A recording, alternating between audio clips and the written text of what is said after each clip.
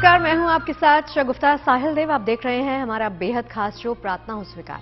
देखिए, सावन के महीने में शिव का धरती पर आगमन हो जाता है, लेकिन मध्य प्रदेश में शिव का एक धाम ऐसा भी है जहां की मान्यता ये है कि यहां भगवान शंकर अकेले नहीं बल्कि मां पार्वती की 64 सखियों या कहें सहचरियों के साथ विराजते हैं। 900 साल पुराने इस मंदिर को कच्छप वंश के राजा ने बनवाया था। कहते तो ये भी हैं कि जिससे प्रेरित होकर लुटियन ने भारतीय संसद का गोलाकार नक्शा बनाया था। ओम नमः शिवाय।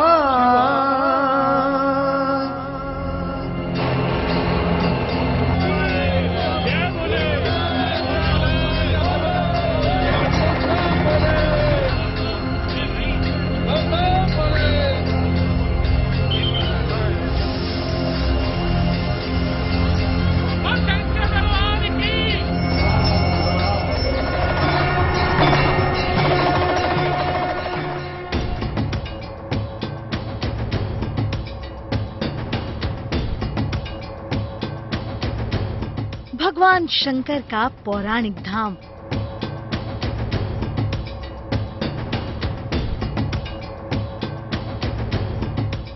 जिस मंदिर से ली गई संसद बनाने की प्रेरणा।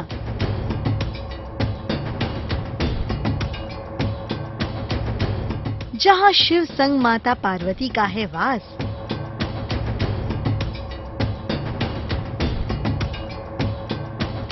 चंबल के बीहड़ का 64 योगिनी मंदिर।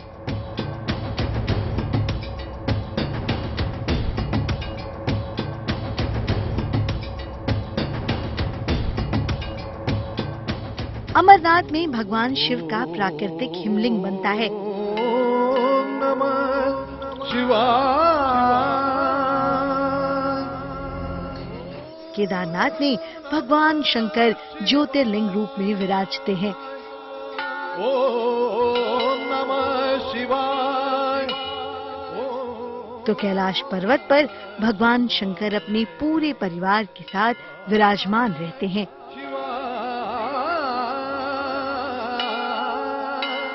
लेकिन भगवान शंकर का एक धाम चंबल के बीहड़ों में भी मिलता है।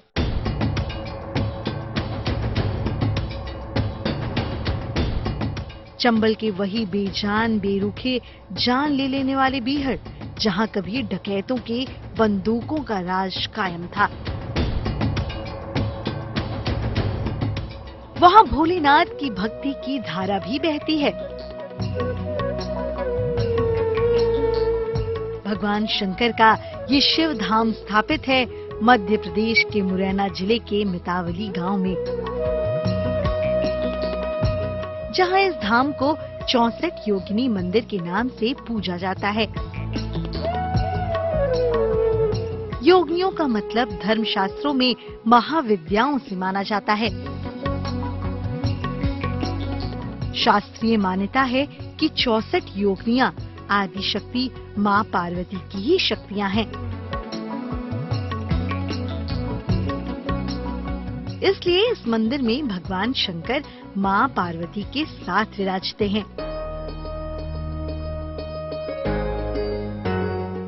भगवान शंकर का ये धाम अपने में काफी अनोखा है, क्योंकि इस मंदिर की संरचना गोलाकार है।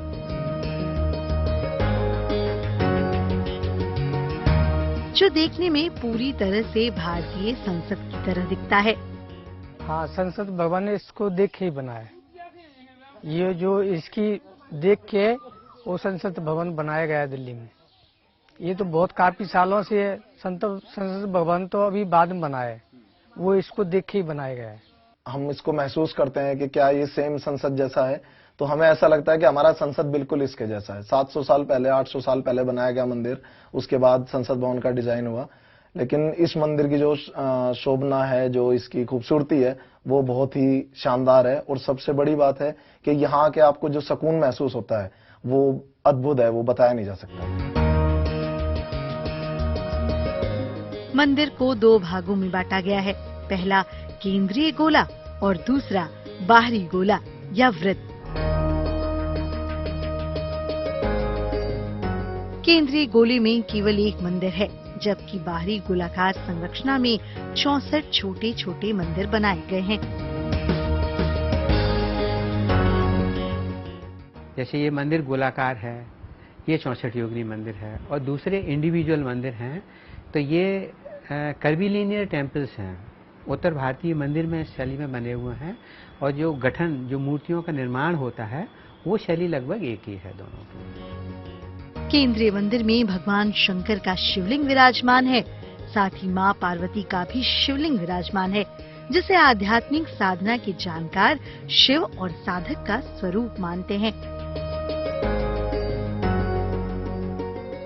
केंद्रीय मंदिर में स्थापित मंदिर में भगवान शंकर की शिवलिंग को एक टसो महादेव मंदिर भी कहा जाता है।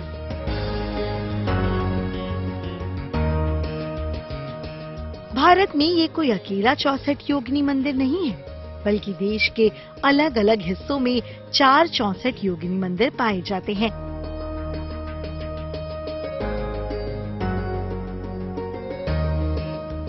जबलपुर का 64 योगिनी मंदिर, खजुराहो का 64 योगिनी मंदिर, उड़ीसा का 64 योगिनी मंदिर। जबलपुर में अभी भी योगिनी के मंदिर के बीच में गौरी शंकर का मंदिर है, वो शिव शक्ति का मिलन है। यानी साधक सहचर्यों के माध्यम से जब शक्ति के पास पहुंचता है तो वो शिव स्वरूप हो जाता है, शिव शक्ति के मिलन के अनुसार। ये उसके पीछे का भाव है। 64 योगिनी के 4 मंदिर हैं हिंदुस्तान में, खजुराहो, भेड़ाघाट, उड़ीसा और ग्वालियर में। ये मंदिर गोलाकार है और एक पहाड़ी पर स्थित है। इसका एक विशिष्ट आकार है और ये सैंडस्टोन से बना हुआ है। उस समय कुछ लोग तांत्रिक क्रियाएं करते थे। तांत्रिक क्रियाएं किसी विशेष आयोजन के लिए, कोई सिद्धि प्राप्त करने के लिए की जाती थी, और इनमें 64 योगिनियाँ जैसे चामुंडा, इंद्राणी, बाराही, कौमारी, देवताओं में गणेश की शुरुआत से अंत में वीरभद्र का प्रदर्शन किया जाता था। सभी मंदिरों में एक समानता है, सभी मंदिरों को गोलाकार बनाया गया है। किसी भी मंदिर में मंदिर का शास्त्रीय स्थापत्य नहीं देखने को मिलता। इन मंदिरों में ना तो शिखर होते हैं और ना ही गर्भगृह, इसलिए सामान्य भाषा में इन्हें बिना छत वाला मंदिर भी कहते हैं। करीब 100 फीट ऊंचे टीले पर स्थापित ये मंदिर करीब 9 सदी से भगवान शंकर के मंत्रों का जाप करता आ रहा है, साथ ही साधकों को शिव की कृपा दिलाता आ रहा है। इस मंदिर के पीछे की पौराणिक कहानी क्या कहती है? धार्मिक मान्यताओं में 64 योगिनी की कथा क्या है? 64 योगिनी की उपासना से कैसा लाभ मिलता है, ये भी बताएंगे आपको। बने रहिए प्रार्थना होश स्वीकार के साथ। देखिए, 64 योगिनियों को मां काली की शक्तियां माना जाता है। कहते हैं कि 64 योगिनियां मां पार्वती की सखियां हैं, जिनमें 10 महाविद्याएं भी शामिल हैं, जिनसे मानव को सिद्धियां प्राप्त होती हैं, जो साधक को मानव से सिद्ध मानव बना देती हैं। इसीलिए पिछली 9 सदियों से इस मंदिर में साधक ऋषि मुनि सिद्धियां प्राप्त करने के लिए तप करते आए हैं।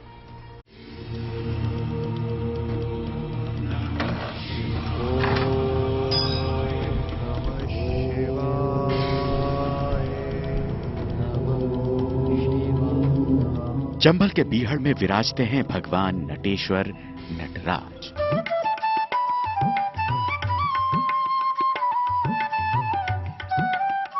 चौसठ योगिनी के इस मंदिर में भगवान शंकर माता पार्वती के साथ शिवलिंग स्वरूप में विराजमान हैं। ये मान्यता है कि 64 योगिनी मां काली की शक्तियां हैं। माता काली ने घोर नाम के राक्षस का अंत करने के लिए इनको उत्पन्न किया था।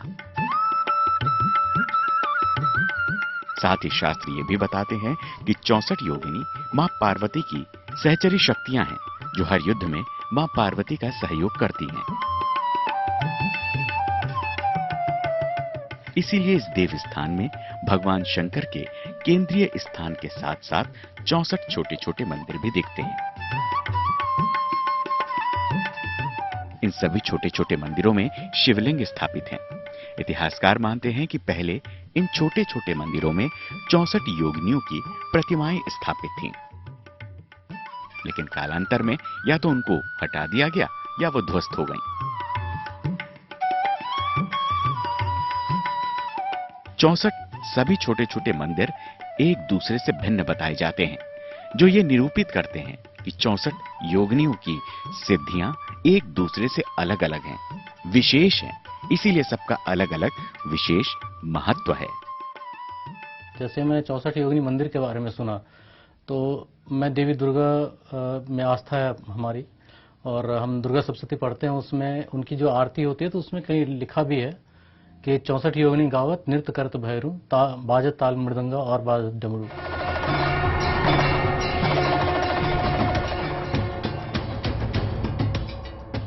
ये पूरा ही शिवधाम संसद की याद दिलाता है। करीब 200 सीढ़ियां चढ़कर इस देव स्थान तक पहुंच होती है। यहां भगवान शिव को इकंतेश्वर महादेव के नाम से पूजते हैं। धार्मिक मान्यता है कि शिव और शक्ति मिलकर ही सृष्टि का सृजन करते हैं। इसीलिए स्त्री के 32 और पुरुष के 32 गुण मिलकर 64 होते हैं। तभी तो इस शिवधाम में 64 छोटे छोटे मंदिर दिखते हैं, जो समाज में नर और नारी की संकल्पना को सच करते हैं। जब शिव शक्ति का मिलन होता है तो पूर्ण अभिव्यक्ति होती है उसमें से। तो जब 32 दो मिलते हैं तब पूर्ण होता है। वैसे तो अपन अर्धनारीश्वर जी मानते हैं कि पूर्ण कोई है ही नहीं, पूर्ण पुरुष कोई है ही नहीं। तो पूर्ण पुरुष कब मिलता है? जब शक्ति का मिलन होता है। तो 32 मिलकर इस तरह भी 64 होते हैं। एक भाव ये भी माना जाता है। इस मंदिर से जुड़ी एक मान्यता ये भी है कि इस मंदिर के कमरे कभी गिने नहीं जा सकते। कभी गिनने पर ये 63 ही दिखते हैं तो कभी 65। इसमें जो शिवलिंग है ना, वो कोई गिन नहीं सकता है उसको। जैसे वैसे कोई 64 एक बार गिनेगा तो 64 निकलेंगे, कोई दूसरी बार गिनेगा तो 65 निकलेंगे। ऐसे मतलब पूरी कोई गिन नहीं पाएगा। मंदिर में कुल 101 स्तंभ हैं, जिसको भारतीय पुरातत्व विभाग ने राष्ट्रीय स्मारक घोषित कर दिया है। इस मंदिर में आज भी रात में रुकने की मनाही स्थानीय लोग देते हैं, क्योंकि इस मंदिर को सिद्धियां पाने का स्थल माना गया है और कहते हैं कि ये मंदिर आज भी शिव की तंत्र साधना के कवच से ढका रहता है।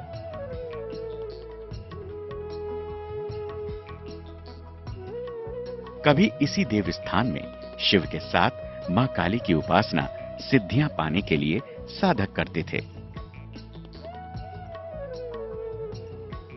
इसीलिए आज भी रात के वक्त यहां ना तो इंसान आते हैं ना ही जानवर।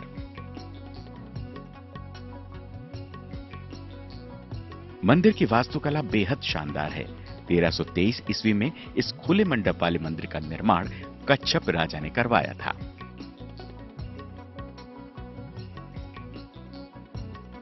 पुराणों में बताया गया है कि 64 योगिनियों की पूजा आराधना करने से हर दिन सुबह, दोपहर और शाम 64 योगिनियों का नाम जप ही पुण्यकारी होता है। 64 योगिनियों के नाम जप से ही सारी तांत्रिक बाधाएं दूर हो जाती हैं। 64 योगिनियों की सेवा से सभी वांछित शक्तियां पाई जा सकती हैं। 64 योगिनियों की उपासना से सारी कामनाएं पूरी हो जाती हैं। अश्वयुज महीने में शुक्ल पक्ष के पहले चंद्र दिन से शुरू होकर 9 दिन तक मनुष्य को योगिनियों की पूजा करनी चाहिए। इससे वो जो चाहे वो पा सकता है। काशी तीर्थ यात्रा करते समय 64 योगिनियों की आराधना अवश्य करनी चाहिए। योगिनी वास्तव में ये मूल विद्या हैं, जो उनकी सहचरी विद्या हैं, इसलिए इनको भी देव योनि में माना जाता है। देव योनि में इनको माना जाता है और मूल विद्या को प्राप्त करने के लिए सहचर्य इनका बीच में पूजन किया जाता है। और 64 इनको इसलिए कहा जाता है कि 64 कलाएं हैं जो अपने, तो हर एक कला में ये पारंगत है, इसलिए इनको 64 की संख्या दी गई है।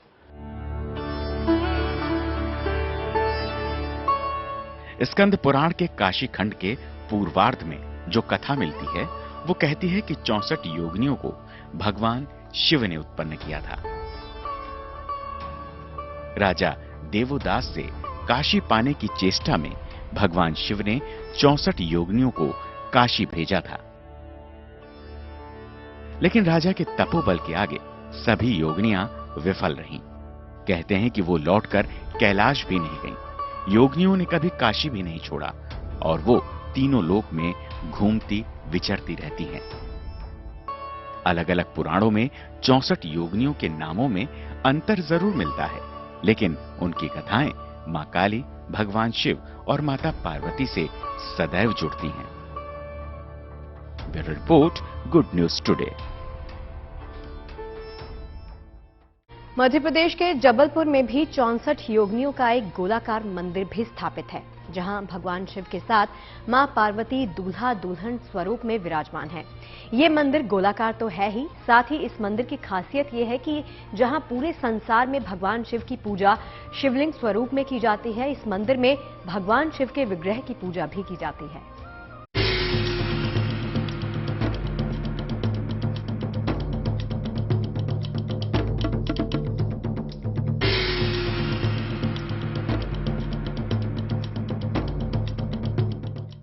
भगवान सूर्य जब मां नर्मदा की गोद में अस्ताचल हो जाते हैं, तब उदित होती है उस देव स्थान में देव ज्योति।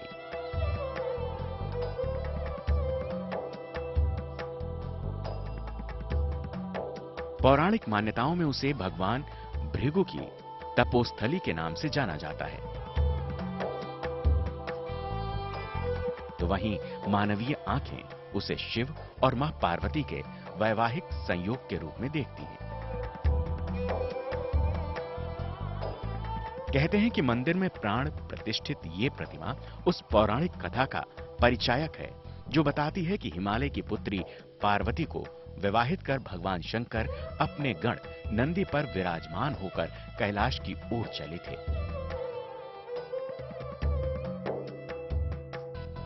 अगर आपको भी करना है मां गौरा संग भगवान शिव के इस अनोखे स्वरूप के दर्शन, तो आपको आना होगा हिंदुस्तान के दिल मध्य प्रदेश के शहर जबलपुर में, जहां भगवान शंकर के इस मंदिर को पूरी दुनिया 64 योगिनी मंदिर और गोलकी मठ नाम से जानती है।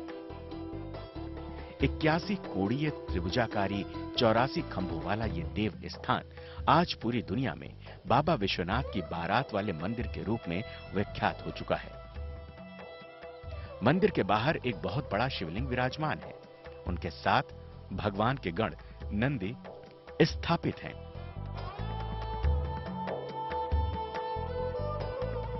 आस्था और शिव विश्वास के कदम गर्भगृह की ओर बढ़ते हैं तो आंखें खुली की खुली रह जाती हैं, क्योंकि इसी गर्भगृह में काले पत्थर में दिखता है वो चमत्कार जो इस धाम को पूरी दुनिया में अद्वितीय और अनोखा बना देता है।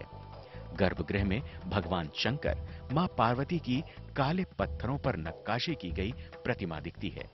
यहाँ दुनिया भर में सभी शिवालयों में गर्भगृह में शिवलिंग मिलते हैं, वहीं इस मंदिर में मां गौरा और भगवान शिव का साकार स्वरूप दिखाई देता है। इस धाम में मां गौरा और भगवान शंकर नंदी पर सवार दिखते हैं। इस साकार स्वरूप को यहाँ आने वाले भगवान शिव और माता पार्वती का वैवाहिक चित्रण मानते हैं। नंदी पर विराजमान भगवान शिव को दूल्हा और मां पार्वती को दुल्हन माना जाता है। नंदी पर विराजमान होने पर भी दोनों एक दूसरे को निहारते प्रतीत होते हैं। जब गर्भगृह में जगत के नियंता स्वयं ही वैवाहिक परिवेश में स्थापित हैं, तो यहाँ सबसे ज्यादा तांता नव विवाहितों का ही लगता है, जो मां गौरा के साथ साथ भगवान शंकर से अखंड सौभाग्य का वर मांगते हैं।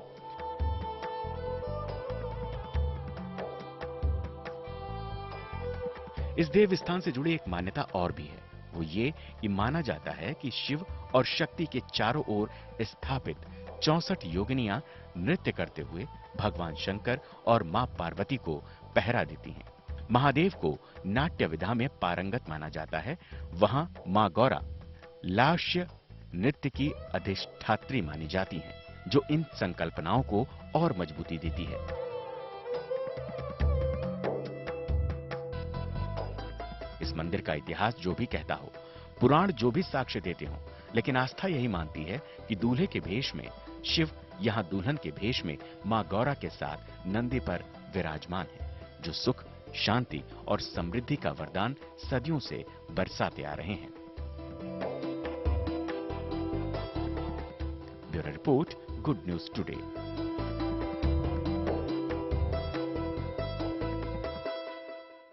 और चलिए इसी के साथ अब जान लेते हैं आज के धर्मसूत्र के बारे में।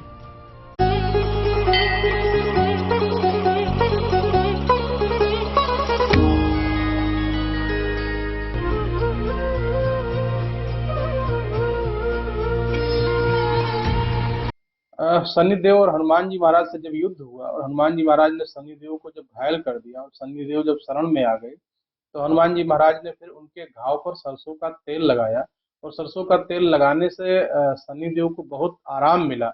तब से भक्तों की ये मान्यता हो गई है और सरसों तेल उनको अति पीड़ा से मुक्ति दिलाने वाला था। तब से भक्त जो है शनिदेव को सरसों का तेल अर्पित करते हैं। तो प्रार्थना हो स्वीकार की आज के इस अंक में फिलहाल के लिए इतना ही। इजाजत दीजिए, लेकिन आप बने रहिए गुड न्यूज टुडे के साथ।